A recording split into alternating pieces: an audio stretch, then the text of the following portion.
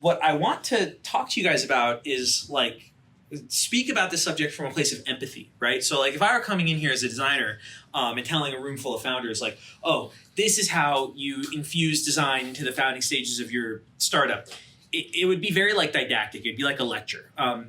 This I want to maybe like assert from a place of empathy, as you could say maybe like a non-designer who ended up swimming in those waters, that founding and designing are a lot more similar than they look.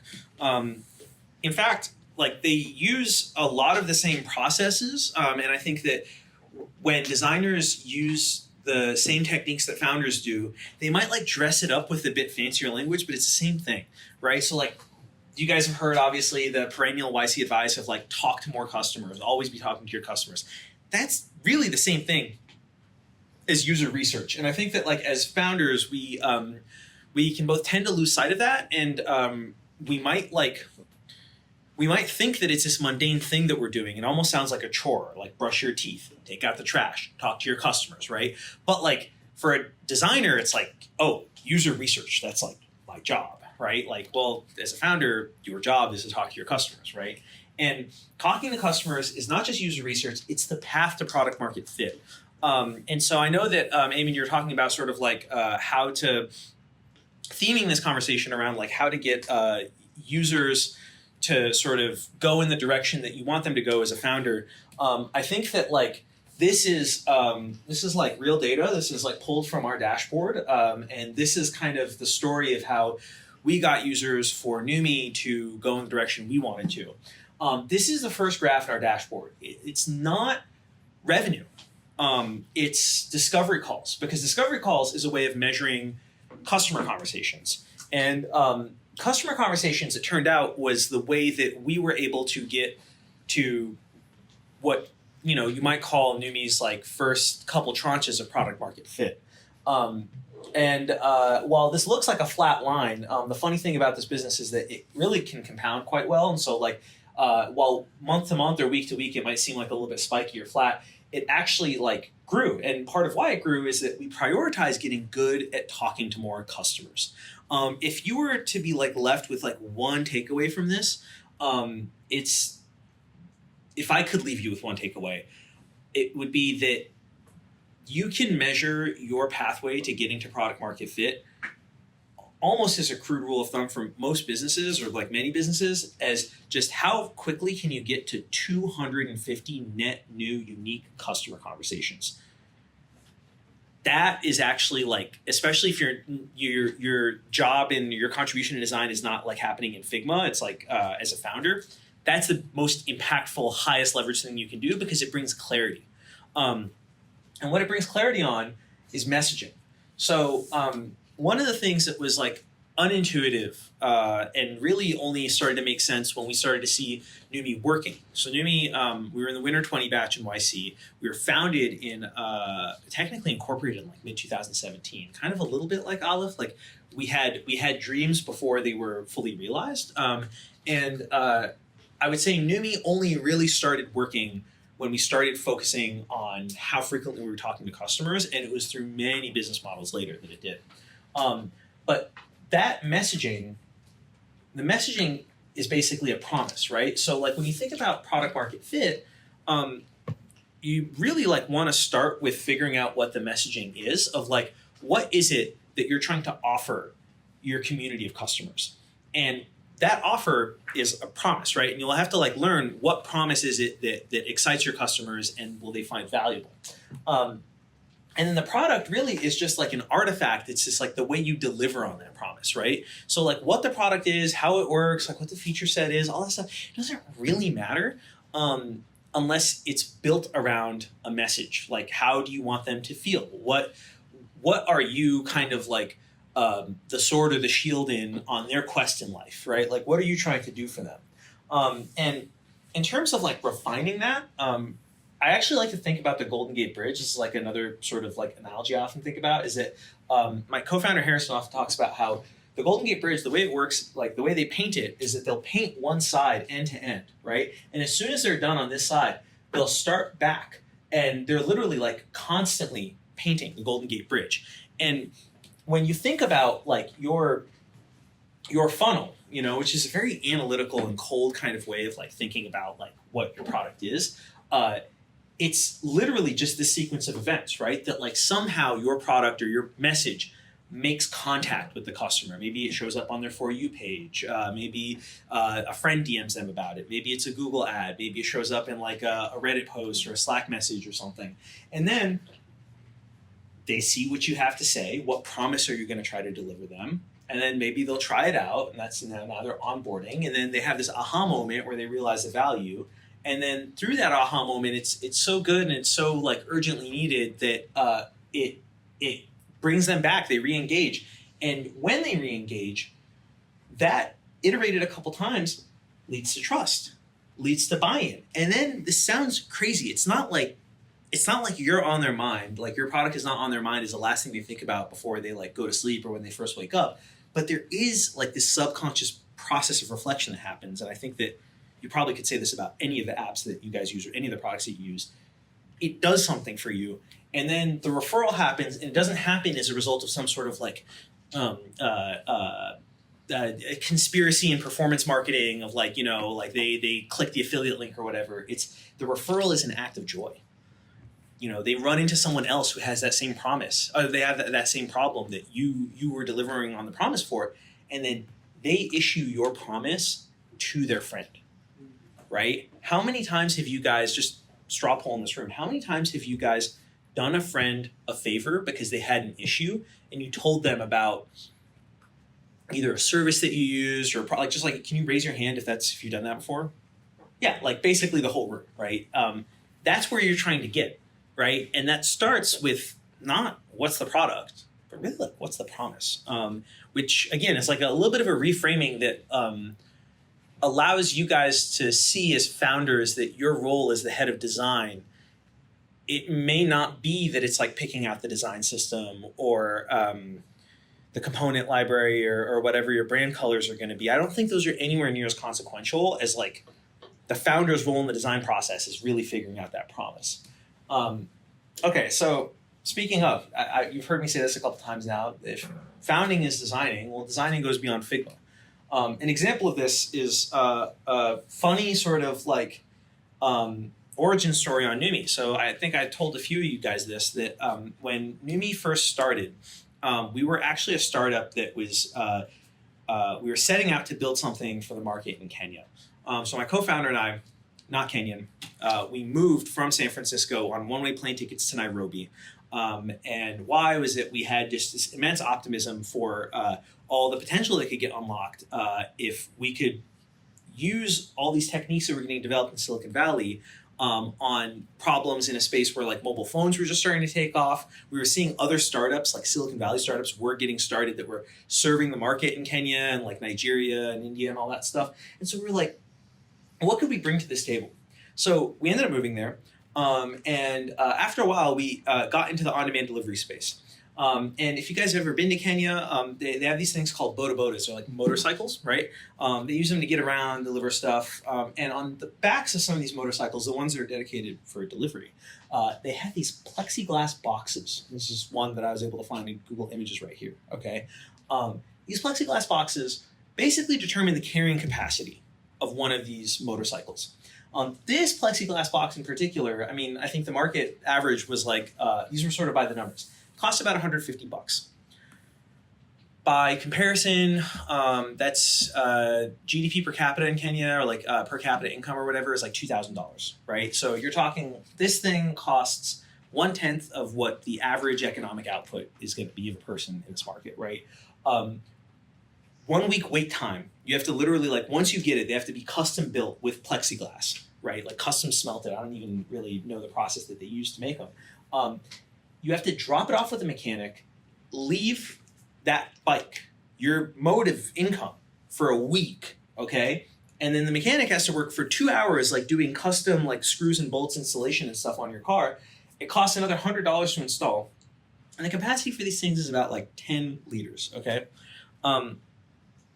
This is an example of design going beyond Figma. This is something that my co-founder, Harrison, came up with. What we arrived at was an on-demand grocery delivery service.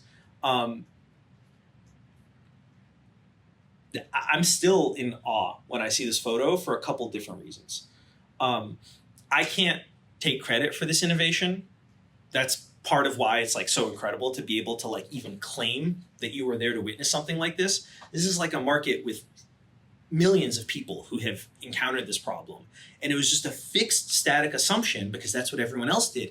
You got this really expensive plexiglass box. Harrison, when we started running up against the limitations of what you could do in terms of like actually mounting stuff like groceries on the back of a bike, he realized that there were these like local manufacturers of just plastic like Tupperware tubs, right?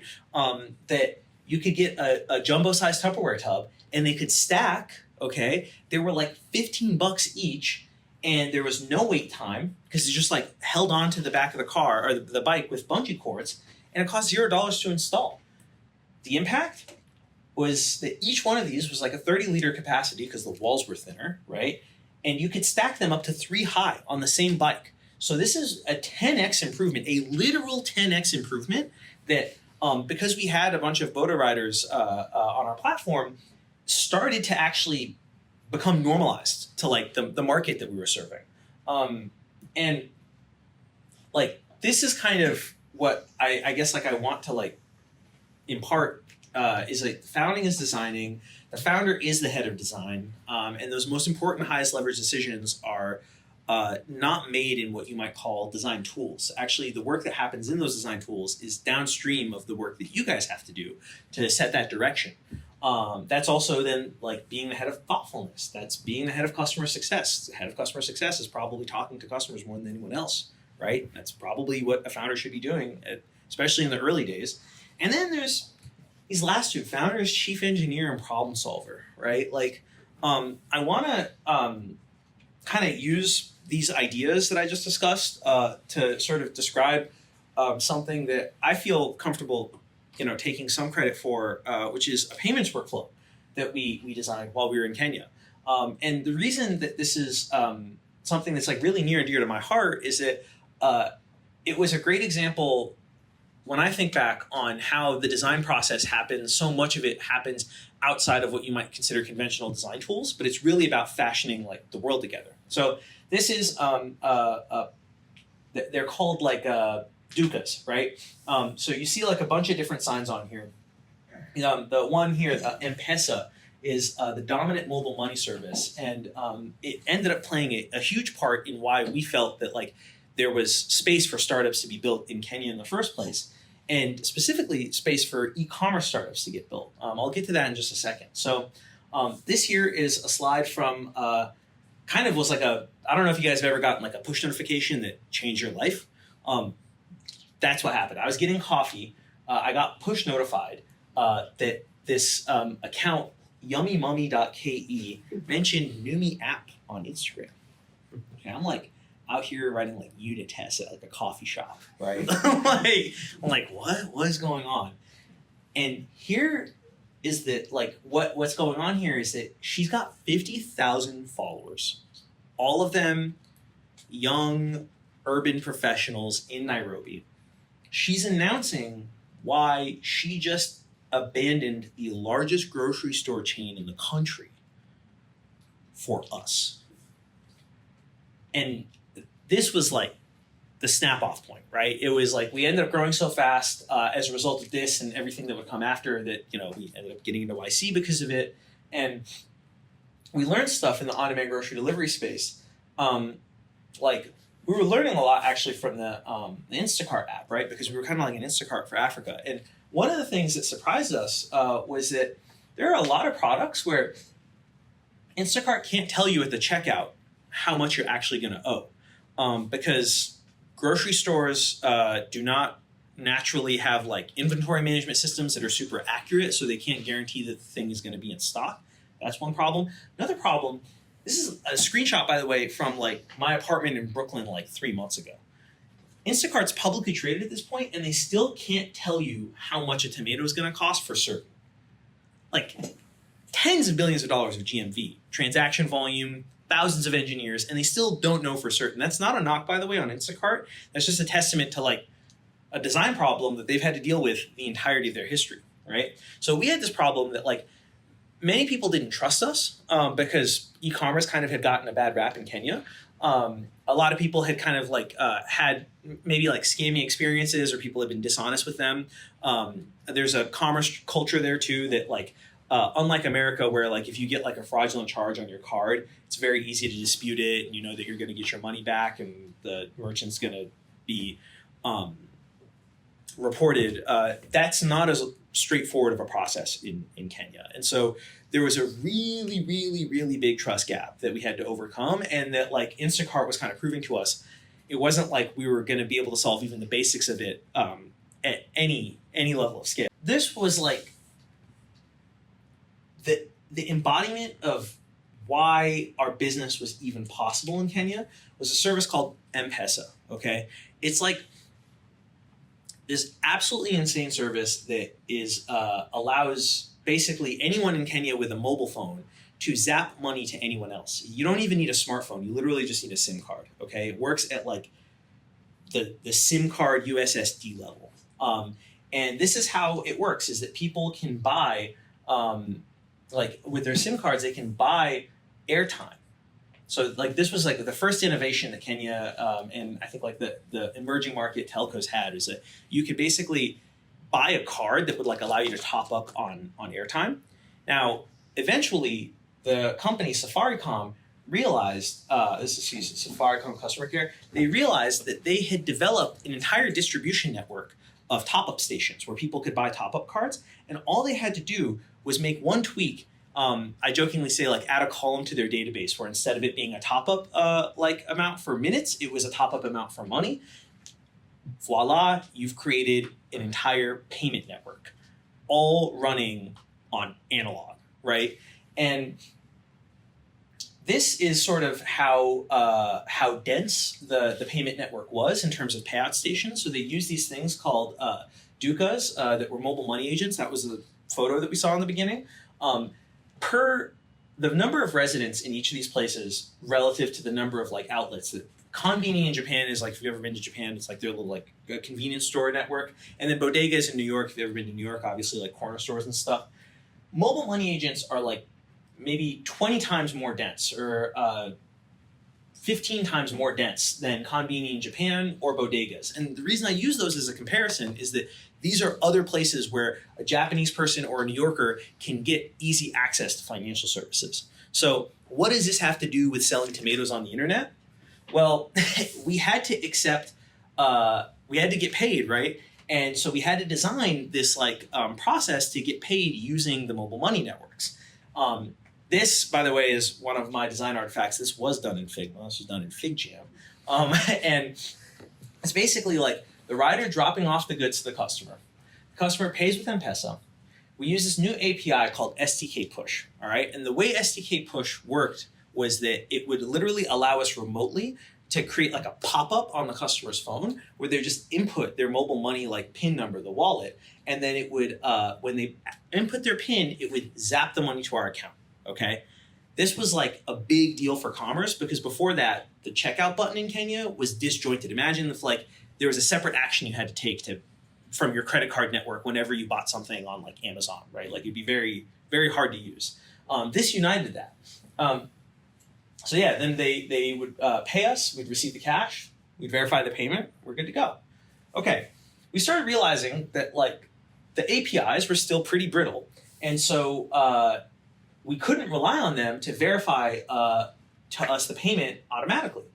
So the rider, the delivery guy that you saw that had the box on the back of his motorcycle, would have to manually enter the transaction ID, and then we would sort of like later at the head office sort of like figure out how to get them all back together, right? We were so at the frontier of like what was possible with the payment networks and with M-Pesa that we had to design an error screen that literally would ask you to upgrade your SIM card. That's kind of like that's like how we had to design, because literally we didn't realize like why these like failures were happening silently. So this is a very simple from a design perspective. You could ask your designer to put this together, but think about all of the tacit knowledge that is like trapped inside of the screen. It both requires an empathy to know that you have to present this on the loading screen because you know that this is the moment that the error is going to happen, is while you're waiting for it to load, and you know the user's not going to get notified, right, of this error. You have to know literally the USSD code for them to punch in if they're stuck on the screen, because it will get them to upgrade their SIM, right? And you have to also know literally the map of what buttons they have to press after the pound or the *234#, right? So there's like, it's a very simple UI, but there's a lot of product knowledge, and you might say like even scar tissue trapped in this, 3-4 fields of text. So then we created this like cashless flowchart this is a cashless flowchart that shows how we ended up like solving this, right? Where basically if they didn't have funds, or they the SDK push didn't work for whatever reason, they would go back to the apartment. The customer would go back into their apartment. They would take out the cash and they'd give it to our customer, or to our riders. Here's what we saw: was that like we didn't like dealing with cash. It was an operational nightmare. And we had to, though, because one, the payments infrastructure, as you saw, was like kind of brittle. But then two was that oftentimes the customer, because again, we don't know how much, remember, we don't even know how much a tomato costs at the point of checkout. The customers would have to inspect the goods themselves before they felt comfortable paying. So you have this like double problem that like they're not going to trust you to pay before you show up with the goods.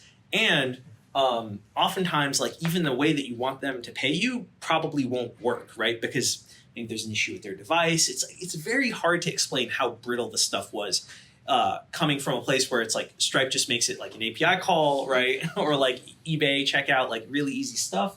So we designed this workflow, and this was the hard part, right? Is that like once the customer says to the rider they're going to pay in cash, the rider was going to have to collect the cash and then drop it off at HQ. So I'm literally showing you guys the step-by-step of how we went through this entire idea maze, just to give you a sense of like how much of design is happening outside of Figma. Here is a heat map. This is actual data from our database showing every single one of our deliveries that we had over the lifetime of our grocery service and where they were getting dropped off. One thing you might notice is that they're kind of covering the entire range of the city of Nairobi, right? So the reason this was a problem is that if our head office was right around here, okay? You could have a delivery as far out as like the Thika Road Mall, and it would be like easily a 30-40 minute motorcycle ride to get back to the head office. So again, going back to this flowchart, this moment where the rider collects cash, they're gonna have to drop it off at HQ, right? So we looked into, again, this is like part of the design process, is you don't need to reinvent the wheel every time. So we were asking other platforms, because it's like we weren't the only one doing deliveries, how are you guys accepting cash so normally, right? 20% of our orders by volume were in cash, and we didn't have the choice to ignore those 20%, because remember, that referral is like an act of joy. Like our only hope for like really winning this market was to be able to drive word of mouth. And how could you drive word of mouth if you were so hostile to the way that like things worked in this place that you weren't willing to accept like one of the most default payment methods? So we found out from them that the way they do it is that they'll let the riders do the deliveries all over the place, whatever, right? And then at the end of the week, they'll have the riders come into the head office and then take the giant stack of bills that they've accumulated, that they've been like racking up as cash collections. And then the head of finance is going to manually count every single one of these bills, one at a time. And then you've got the whole, like, I mean, look at these details. One of the bills from like Tuesday, right? Like you're coming in on a Friday. One of the bills from Tuesday is like ripped. And the head of finance is going to be like, I can't accept this. Okay. The rider, who, remember, like they're living kind of hand to mouth, is like, well, you have to accept it, because like otherwise you're going to ask me for another like 100 Kenyan shillings, and like where's that going to come from? Okay, so now that's getting escalated from the finance and the rider up to like the management team. So now like your business ops manager is like litigating between these two people over like 87 cents, right? But you can't let that 87 cents slide, because you let one of those 87 cents slides, and now suddenly word starts to get out that you're not precise with the way that you count money. And you can imagine all the bad things that happen from that, right? So we found out that this was the current best-in-class solution. Rack up a bunch of cash collections, and then at the end of the week, bring them back in. We were like, okay, That's a big problem. You have a week's worth of cash payments that have to get reconciled. What if we cut that problem down in scope? What if we had them come back every day at the end of their shift? All right, 1/7 the problem. That's going to be like a lot less like fussing and issues. But now here's a new problem that you incur: space, literal physical space. So this is Google Maps estimate of what would be a pretty typical trip that a rider might have at the end of their shift, where they're picking up from like where we were picking our groceries. They're going to drop it off at this place on Baobab Street. They're going to then go back down this way and then have to go back up to Safari Park Estate, and then they're going to have to come back to AdLife. Okay, they're going to drop off at Baobab, come back to AdLife, and then go back to their home. That sequence, right, will take them over an hour to do. And this is not like an evenly distributed hour. Has anyone here like ridden a motorcycle before? Okay, so you know that it's like bumpy, right? You're getting like micro vibrations, right? So imagine like an hour and 20 minutes of like bumps, and you're dodging like megabuses. You're dodging like fast traffic on the highway, right? So this is also a dangerous hour. And so we realized this solution was not going to work for us. It felt intolerable to us that this was the best that was available, right? So what we ended up doing was, this is our final workflow. To just summarize it, is that when the rider was told that they were going to get paid in cash by the customer, they would receive the cash payment, normal, right? Pretty typical. But then here's what they would do. They would update they would record the cash payment in their app, again, typical. But instead of going all the way back to the head office, we realized, wait a second. So if these payment rails allow us to get paid online, right? You remember that thing I was telling you about, that the PIN screen is going to pop up for the customer. They put in their PIN, and then the money gets zapped to our till number, our like mobile money wallet. What if the rider could just change out the cash that they have in their pocket at the local ATM or the local sort of like payout station, change it to mobile money, and then what if they could zap it to us? And it would solve this problem. So they could go straight from point 2, instead of dropping it off at the head office, could just go straight back home. And so we ended up implementing this, and this ended up being kind of like the first of its class. And we weren't like the smartest guys in the room by any stretch. We were not the biggest or best resourced, but what we had was just that we had this like problem solving mindset, right? We were not willing to accept just like standard dogmas of like, this is how things get done, so like let's implement it. And we were very, very painfully aware of what was possible, and because of those things, we were able to sort of fashion the world together in a way that it hadn't seen before.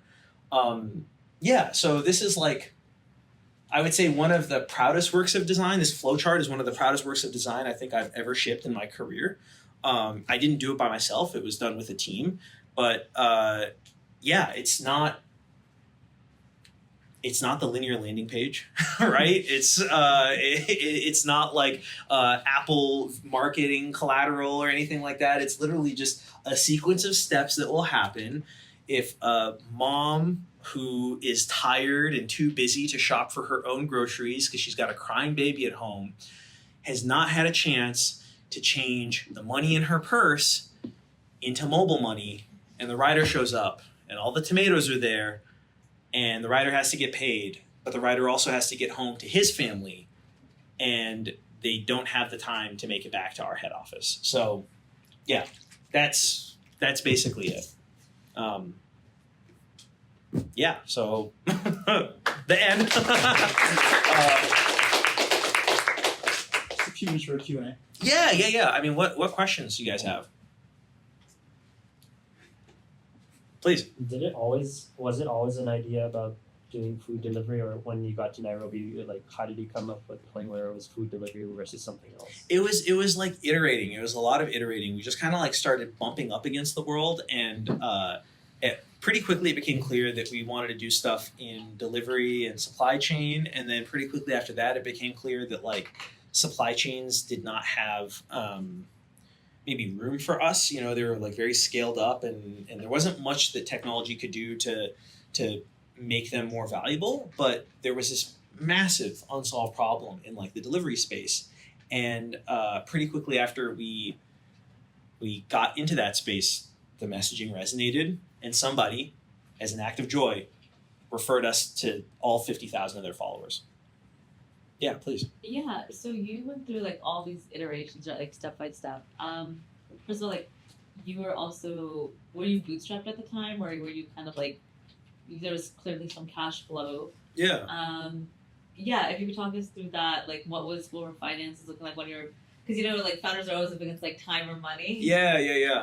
And then the second question I have is, this is definitely like a supply chain issue. Applying technology to it in a city like Nairobi is like incredible. How did you also just like implement tech into all of this, right? Like how did you get people comfortable trusting you, all these things? Yeah. So the first question is that like that was really hard, and I think that like one of the lessons that I would say that we learned in our time in Nairobi, and we're still, I think, like every founder, like I think struggles to learn enough of this lesson, is that constraint really is what produces innovation. So I think, you know, it's very typical as like founders to see fundraising announcements and stuff like that and feel like, oh, this is a sign that somebody's doing really well. They just raised a bunch of money.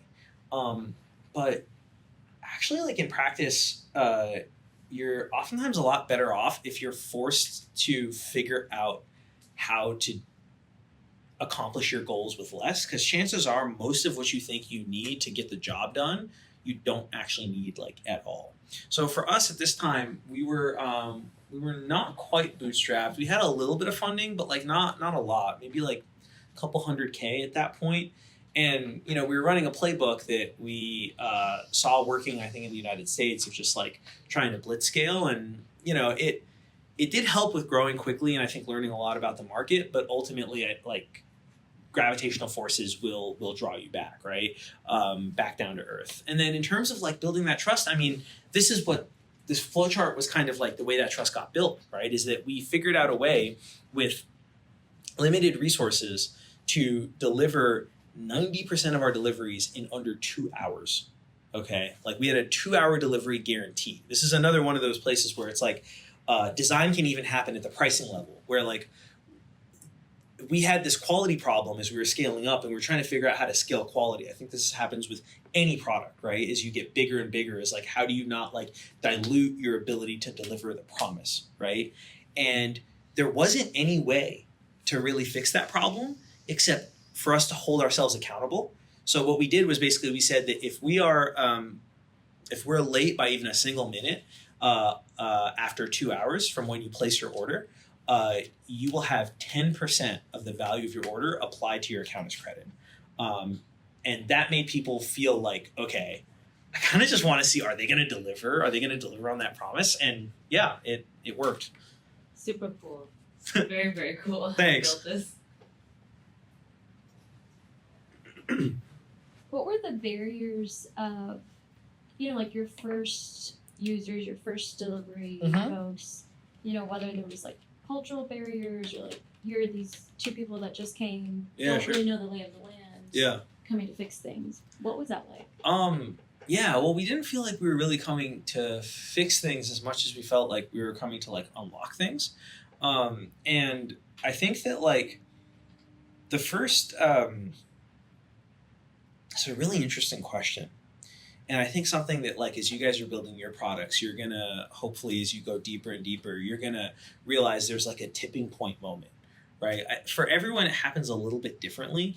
Lenny's has this like great article that he wrote about like how long it took each of these like kind of iconic startups to find their product market fit. And for us, it was like we could tell that we were so the first version of the app just had like 80 fast moving consumer goods. Okay. That didn't work very well because it was like, sure, it was an 80-20 solution, but it really like it needed to be a little bit more heavy duty and robust. And so what we did was we realized like, okay, the top 80 fastest moving products is not going to cut it. So we built out a catalog of 3,000 products. And that started to get like a good amount of like reception of like people being like, oh wow, like you've got like a decent amount of stuff, but still consistently they felt like the product selection was lacking because you'd be surprised, like in this room, if there was a 3,000 SKU catalog that everyone in this room could search, I am certain that it would fail most of you in at least one product that you were looking for that it didn't have. So it's like, I think like the thing that we learned in that process was that product market fit can oftentimes be found in levels, right? So it's not really like it's enticing to think that it's a binary thing, and I think if you don't have any of it, it basically is binary. But then once you get a little bit of it, you start to realize that actually like just like that funnel, going back to sort of like the promise, you can also have product market fit at each of these different stages, right? So there are like people who are really good at onboarding, or like products that are really good at onboarding the customer, but they have no idea how to get in front of the customer. Other products that are really good at generating hype and buzz, and then they don't deliver the aha moment. Or other products where there is an aha moment, but they haven't figured out something valuable enough that the customer comes back to, right? So I guess like the answer is just that it happens in levels. Mm-hmm. Yeah. Yeah. Can you talk a little bit about like your pivot into the current work you're doing now? yeah. Okay, sure. Right. You're like, yeah. What is delivery? Can you have anything to do with design? NUMI today is your startup's design department. We realized towards the end of our time in Nairobi, or what would become the end of our time in Nairobi, that like what we were doing was not working as well as in Kenya. What we were doing full time was not working as well as this thing that we had started on the side, which was just like matching designers and startups on subscription. And what we realized in the process was just that like we were better at this in part because it was just a way more natural, intuitive fit to ourselves, which again is like, if I have one piece of advice for you, the novel payments workflow and stuff was like really cool. I'm like very proud of the problem that we solved, but ultimately it's buried in the sand somewhere, right? In the sense that didn't end up producing an enduring value for the world because it did not, as naturally as you kind of like suggested, like did not emanate from ourselves and like who we were. We felt homesick after a while, so we felt like kind of getting yanked back to the East Coast. And at the same time, though, we were founders. We were in YC. We'd gotten really good because of what you hinted at. Like, what was the budget for this thing? There wasn't that much budget for it, right? But we wanted to ship at a really high caliber, so we had to figure out how to find Silicon Valley caliber designers and engineers on way less than a Silicon Valley budget. And it turned out that like that community we were part of like YC founders and startup founders in general, were not as good at solving that problem as we were. And specifically with design, my co-founder Harrison was the founding designer of Imager. He went to RISD, right? So he really like knows the space well. And what we saw was just that when we leaned into who we were, and again, if I have any advice to give on this subject, leaning into what you know and what the world identifies you as, you have such a better shot at producing that kind of outlier product market fit. Yeah. You've presented kind of design as like this high level kind of system design perspective. Do you usually use flowcharts as like the medium for doing your design and iteration process? And what does that process look like for you? Is that it? Yeah, that's a good question. I definitely do find that like flowcharts help as a medium of communication or clarifying thinking, because oftentimes it's like there's like a process behind how your product works. I mean, even that onboarding step to the aha moment, right, is like there's a sequence. I mean, even this really could be modeled as a flowchart, right? And I think that like oftentimes if you can start with that, it becomes really easy to figure out the higher fidelity, higher detail artifacts like individual screens or even like code, API endpoints, things like that. They all almost like shake out effortlessly if you start with, that like higher order stuff. Okay, Awesome. Yeah. Do you do that in Figma mostly, or Yeah. anywhere? Yeah, Fig Jam. I mean, I don't know. My process is I like to do like stuff with like pen and paper usually, and then sort of like work up from pen and paper when it feels like I have like a stabilized concept of what needs to be sequenced out, and then I'll move to Fig Jam, and then once it's in a Fig Jam and it feels like the whole thing's been captured, now it's actually ready for like other people to start working on, right? So you can kind of like tag people and be like, oh, here's this screen needs to be designed, and maybe there's like a link to like wireframes also done in Fig Jam or something like that. So it's like starting from a really low fidelity and then going to a really high fidelity, which again is the same pattern of like the message is the promise. The message is the easiest way to embody your product. So if you know what the message is going to be, it becomes pretty obvious or self-evident what screens need to get built. Awesome. Thank you. Yeah. So I know you talk about talking to customers a lot and finding the right messaging. Mm-hmm. I was wondering, what's the balance between like starting to build something versus like continuing talking to customers? I think we Great like question. land at some point where we think the message is landing, Yeah, and then we just want to build. totally. How do Totally. you start doing that? Okay, that is like a phenomenal question, because it's easy to think that like the path to product market fit is just like 250 customer conversations and like just try to have as many of them as possible. We've been going through this process with FlowVlad, and what we found is that this method, like the best way for you to tell when it's time to like switch is when you start to feel like you're getting some diminishing marginal returns, or you're like not learning as much from every net new customer conversation as you were in the beginning.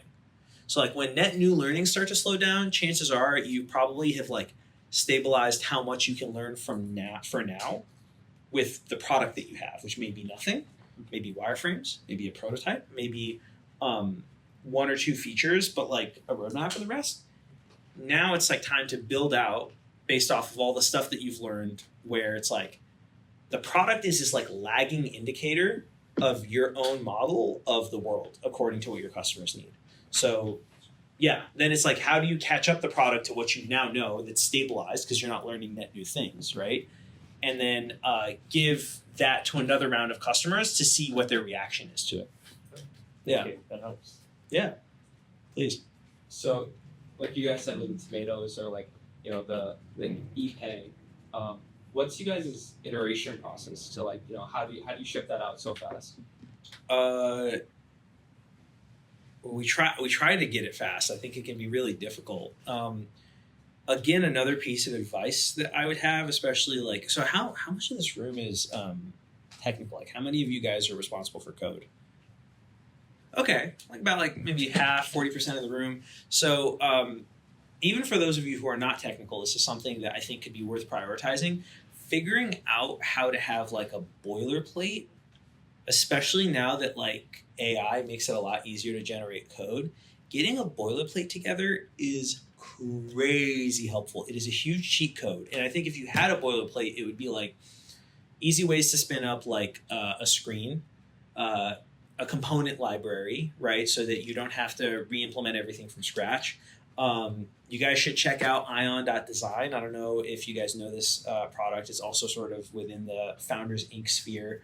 I'm an advisor to Ion, and they were in the most recent YC batch, or Winter 24. What they do is they make it so that your Figma mocks can get generated into production-ready React code. Huge, huge unlock, right? What all these things do is that they give you like a process where you can, as soon as you have an idea, you can very quickly start getting it to a high fidelity mockup without all of the hassle. One mistake that we made, and I think like a mistake that is like clear now during our time in Kenya, was that we didn't have boilerplates. Actually, a lot of our stack was like kind of trapped in this like AWS setup that was really, really kind of heavy duty and hard to replicate. And again, I would strongly, strongly advise that you guys invest time in setting up a boilerplate, because it'll allow you to liberate your ability to think of new ideas from your ability to like build or like build on what you've built so far. A lot of our iterating when we were in Kenya was actually artificially restrained or constrained by the fact that we didn't have like a boilerplate stood up where like we could deploy a new service in like an hour, right, from like total scratch. So don't make that mistake. And I think it's a lot easier now to set up boilerplates because of stuff like Supabase and Vercel, and it wasn't like that even 5 years ago. Cool. Any last question? We gotta get you a leaf hat. Oh yeah, you're totally right. I mean, I'm ready to rock the merch if you guys have it. On the way. On the way, amazing. So I have like two questions. One is more of your personal experience. Do you know a person named Fahim Samo? Don't think so. So he grew up I saw him from New York. He grew up in New York. He had a company in Kenya actually. You know what I'm talking about? No. Okay, so he did like ride sharing for like motorbikes. Oh, cool. Okay, what was it called? I forgot what it was called. Okay. But he also founded a company in Bangladesh called Patel, which then I think got bought by Uber. I'm just not fully sure, but he was one of the first to take the concept of Uber to chat, essentially. Very cool. But he was killed. Now I know who you're talking about. We share a very close mutual friend. I was supposed to meet Fahim. Okay. Yeah. When I moved to New York, I moved a year after his life was taken. And a good friend of mine, Benji Fernandez, was like, yeah, dude, it was on my checklist, he said to me, was to introduce you to Fahim. Yeah, he was he made some success there and then a lot of drama. Yeah. I kind of joked. I was wondering were you scared doing a business and I don't know. I mean, people are people, and I think looking around this room, I think there's a lot of people who their family lineages are not from America, right? And so, if you're like mom when you're going back home, wherever home may be, right? For me, it's Iraqi Kurdistan. Sure. Told you to be careful, right? Or there's stuff that you shouldn't do, and ways that you should sort of look out for yourself. You would do it, and you guys also know that it's not everything you see on CNN is true. Right? But I think the flip side of it too is just it's real. I think that life outside the United States or outside of North America or Western Europe can just be really, really hard. Yeah, just for some context for people in the room, so Fahim was a successful, executive founder in the travel space. And he had a penthouse somewhere in Brooklyn or Manhattan. And someone went inside his house and killed him with a chainsaw and cut him up. You heard. Yeah. The other question I had for you, Ashki, was when you're working with engineering teams. Yeah. Let's say we have a designer, right? The designer is at some part-time capacity. We have 10 things or a backlog. Okay. And she's coming up with not the highest level of fidelity or not a full regression, all the different use cases of a screen. Right. Oh, what happens if user does this? Yeah. Does that? Let's say she's able to knock out 3 things in a week, 5 hours each. Okay. And when engineers look at it, they're oh man, there isn't full definition of what's there. Right. Is it better for the company to where the engineers fill in the gaps, or the design kind of iterate on the whole thing but then take? Opening the question up to the room. Who in this room? Which of your startups? Raise your hand if you have a design system already in place. Made up design system. A made-up design system. At least you know about design system, right?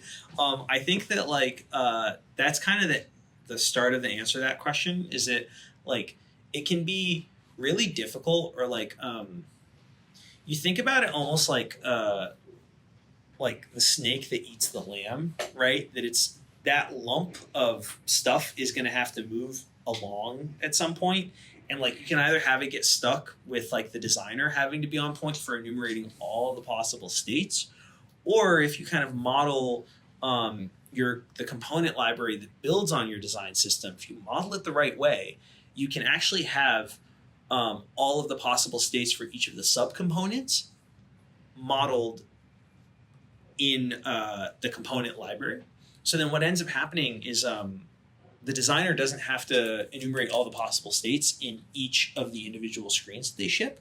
They just have to have a Figma that is legible to the engineering team that this is an input component or a labeled input component. Now, if you know it's a labeled input component, your labeled input component probably has an error state, right? And there's a pattern that connects that input to, let's say, your form state, so that if there's an error in the form and it corresponds to the field for that input, it's going to show up like properly, and the designer doesn't even need to do that. Now, look at that. What ends up happening is if you get that right up front, even before we start talking about like the designs for any particular screen, you can reduce a problem from being like a concern for like Figma and React and UI engineering. You can reduce it down to a copy problem. So there's only one question, which is just, what is that error state message supposed to be for this particular form field, right? And that designer doesn't even need to worry about that. That's like a thing you could put in a Notion doc. Yes.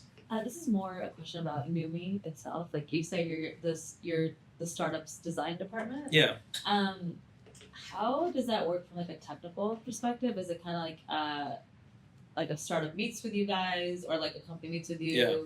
and then you show like designs or? Yeah. So we don't even show designs. What we do is like we have a conversation with the company. It can be as short as like even 15 minutes, because what we found is that like startup design needs are shockingly similar. A lot of the same stuff. That's why I was asking about design systems.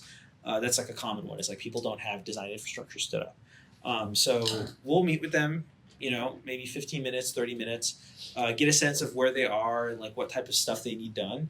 And then we will send them a Stripe checkout link where once they complete it, it'll trigger a bunch of workflows.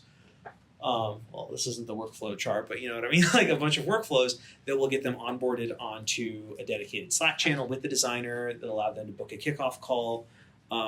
So yeah, it's kind of ironic, right? We run like a design company, and the vast majority of our tech is actually like back-end workflows. It's not UIs. Like what is the backend workflow? Yeah, I mean, it's basically like running stuff under the hood just to make sure that like everything is like operating smoothly. So like, for example, the designers are automatically getting added to like the right channels. If like payments fail or things like this, it's like a whole bunch of, again, going back to that, like how do you build trust and how do you meet the customer where they are? Our customers are used to collaborating over Slack. Don't you think it would be so tempting, like a startup founder, that I like my like app would have like a dashboard and Tailwind CSS to show you how much work the designer has designed and how much the designer is going to design. But really it just turns out that the vast majority of work that needs to be done can just be coordinated over Slack and Figma, right? So sometimes the best interface is no interface at all. Yeah. So it's kind of like augmenting the user experience. Like they're not seeing any of that, and they're just basically they're talking about a designer, but from them. Totally natural for both parties. And the most important thing is just that, like, think about this, right? Our competitors, like subscription design services that are maybe run by someone who doesn't build technology, they'll have this like workflow where they ask for like $5,000 up front on like a credit card payment. And then you like literally you just gave like somebody $5,000 on the internet. And as a customer, you're like, okay, what next? You have my $5,000. Yeah. Like, and they have to probably, for them, they're going to have to like interrupt dinner with their spouse and say, oh my gosh, I am so sorry. $5,000 payment just came in. I have to send an email letting the person know about next steps. Or maybe they do it in Zapier. I don't know, right? But it's like the whole point is that like there's this trust gap that'll happen where it's like, okay, payment came in. Now what do you do next? And for us, we realized that like the most important thing is like what you were saying before, how do you build that trust with the user?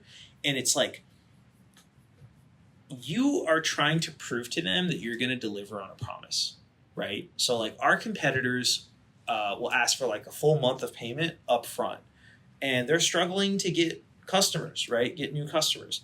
we redesigned the entire process, even at like again, this is not Figma, this is like the Stripe billing dashboard, right? Where we were like, okay, we want to have a trial period, because if there's a trial period, we don't need to have a second call. We don't need to show them sort of, oh, this is who your designer is going to be, and these are the profiles, and do you want to interview them? Because what are all those things doing? The only reason those steps exist is that there isn't enough trust, right? And if you're trying to make it so that you have to collect thousands of dollars up front before anybody sees whether or not you deliver, you're going to have a hard time growing. So we flipped that entire process on its head.